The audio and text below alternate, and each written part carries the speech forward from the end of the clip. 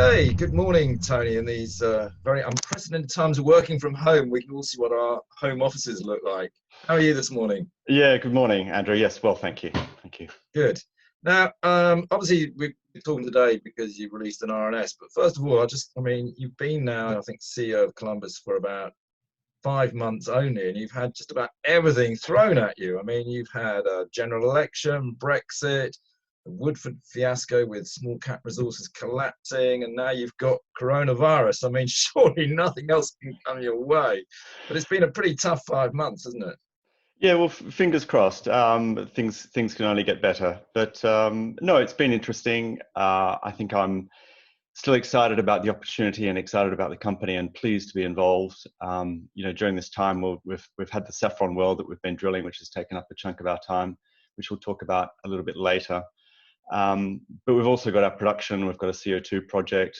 We've got the Vegnazi that we're working on. So there's a lot to do. There is a But lot to yeah, do. And I mean, good time. actually, you obviously, before you were CEO, you were actually the lawyer and working closely with the company. I mean, would it be fair to say that you perhaps been in the background before you became CEO, sorting out a lot of the complicated bits that were left behind in this company from the old days? So you've always had to sort of rather do the difficult, dirty work, haven't you?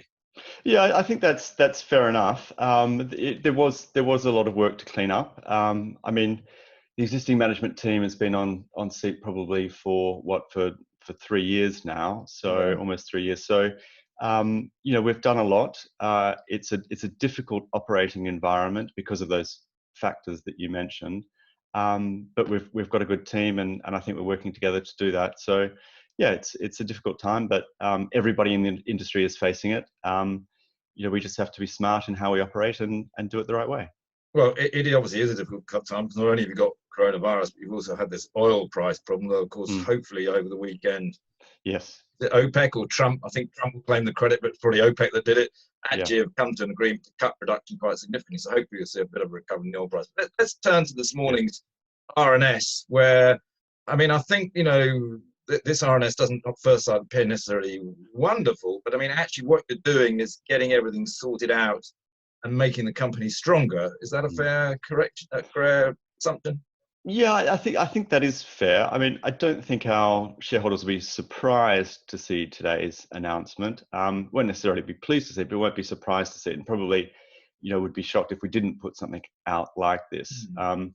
I mean, the background you've mentioned in the introduction, we've had demand destruction from COVID-19 as well as supply oversupply, really, because of the OPEC plus dispute. So, and we're looking at the forecast now. You might see up to 20 million barrels a day taken out of world supply. So, so the background is tough. Hence the measures that we're taking, which, as I say, shouldn't be a surprise. I think most prudent people are doing it, and you've seen lots of our peers, announce similar measures. Although I think we've gone a little bit further in some of them, but that's we're cutting our cloth accordingly. Yeah. So, and in the announcement today, you talked a little bit about cost cutting, etc. You still have a pretty good cash balance, though.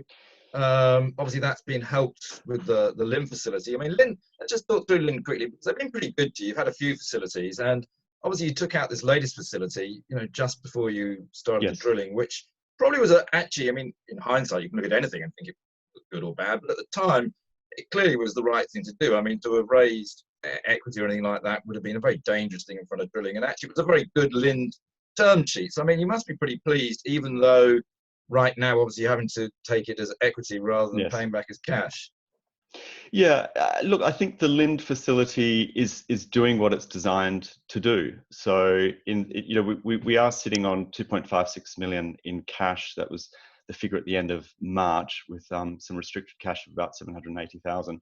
So we are sitting on cash, but we are a business that needs to operate, so we need that cash buffer.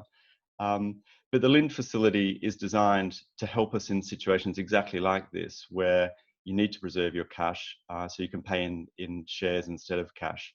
And I think that's a really important feature and a very important function of it. So I think we are pleased to have taken it out. It was in November last year, from memory.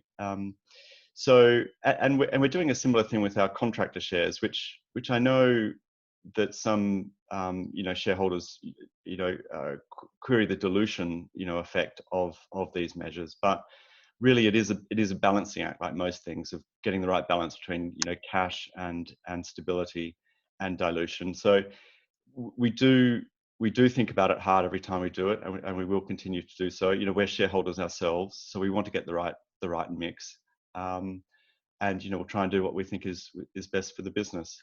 So I think the facility is right, and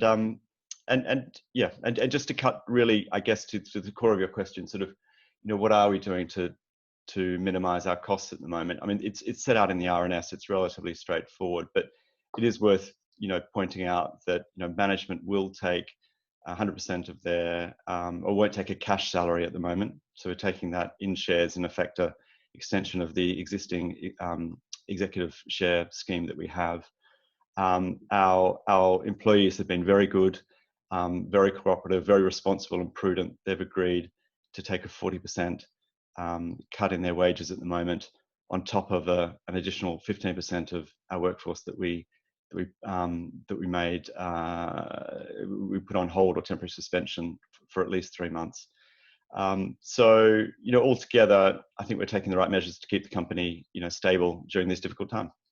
Yeah, look, you're doing all the, as you say, the appropriate things which every company's having to do. And look, I mean, the really good news is you've got nice cash there, you've still got a business, you've still got Gudrun producing, etc. So I mean, you're probably in a much better position than actually a lot of other companies. But let's just mention saffron, obviously, is what everybody is quite focused on at the moment. You've rather nicely alluded in your RNS that you're going to do an update on saffron on April the 27th. So obviously you probably can't say a lot just at the moment, unfortunately, which is what people want. But that's pretty soon. I think we can all wait till then. And I mean, that will obviously be very, very important. But is there anything at this stage, pre the 27th, that you can say about saffron?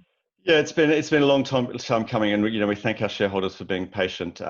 So it's not public information at the moment. We are continuing to test the well at the moment, so it's obviously safely drilled, cased, and we're testing at the moment.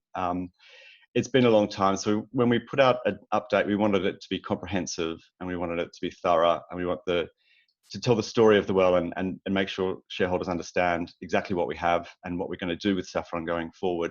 So we'll put out a presentation on the 27th, and Leo Coote, our executive chairman, will give an interview as well, because I think that's important to explain it in a narrative way, and we'll update the shareholders then. So look forward to that date. We'll bring that forward if we can, depending on what is happening on a day-to-day basis. But if we put 27th of April in the diary, we will hit that date. So you're on here telling us all the tricky stuff, cleaning the company up, etc. You let Leo have all the glory. Good CEO you are. Well, we hope it's glory anyway. Well, that's his role. So let's. So it was. I think Leo once said it was the good, the bad, and the ugly. But obviously now you're doing the ugly, he's doing the good. So we've switched it around. Well, that suits us both, right? Let's also just quickly talk about some of the other things going on. I mean, it's not all about saffron. You've got a lot of other good things going on. Yeah. So I mean, let's start perhaps. You've said you've got negotiations going on with Heritage. I mean, it must be positive for you, otherwise you probably wouldn't enter them. But how are things like that going? Yeah, so on the other projects that we have, we'll start with Heritage. So the Gudrun license is due for renewal. It was due at the end of March. We hope to get that done relatively quickly. COVID-19 is having an effect to some extent on operations in Trinidad. Generally, our operations are unimpeded. Maybe a few hiccups here and there, but generally we're okay from an operational perspective. But it is slowing things down with counterparties, not just Heritage. So we have an extension to the end of June. We'd want to finish it before then. We want a long extension. It's not a surprise. It's a 10-year term generally. We'd be looking for something like that, and we'd be looking for terms that suit the field. So I think we're relatively encouraged on where we are. It's not public information at the moment, but I'm cautiously optimistic about the Gudrun renegotiations. And then there's two sort of operational projects that we're working on at the moment. So there's the CO2 project, the continuous injection of CO2 into the Trinity Innes field. We're doing that with our joint venture partner, Predator. That is progressing, again, slightly longer than we hoped, given what's happening with COVID-19, a bit of interruption with supply chain, But pleased with Predator, pleased with how the project is going, pleased with the support that we're getting from the ministry and from Heritage. So again, cautiously optimistic that we'll see real progress on that in April, early May. And then in Vegnazi in Suriname, that's interesting. We're continuing with our planning for an extended well test. Hopefully we can do that in Q3, Q4 this year. I mean, Suriname's seeing real change at the moment. They've just had a great discovery offshore. Apache has drilled a well offshore with their joint venture partner Total. Massive discovery, similar to the ExxonMobil discoveries next door in Guyana, which are truly world class, billions of barrels. So Suriname is set for a really interesting time in the next year, 2 years.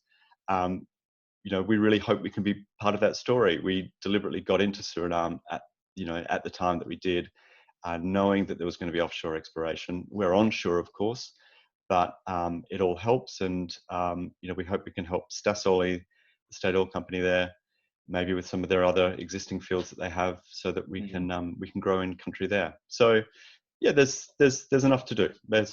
You've got a bit of time in Suriname anyway. I mean, the PSC I think requires you to do 2 extended well tests, and not until the end of October. In 3 years, yeah. So it's a long, yeah. We've got plenty of flexibility. There's time for that, isn't there? So yes, correct.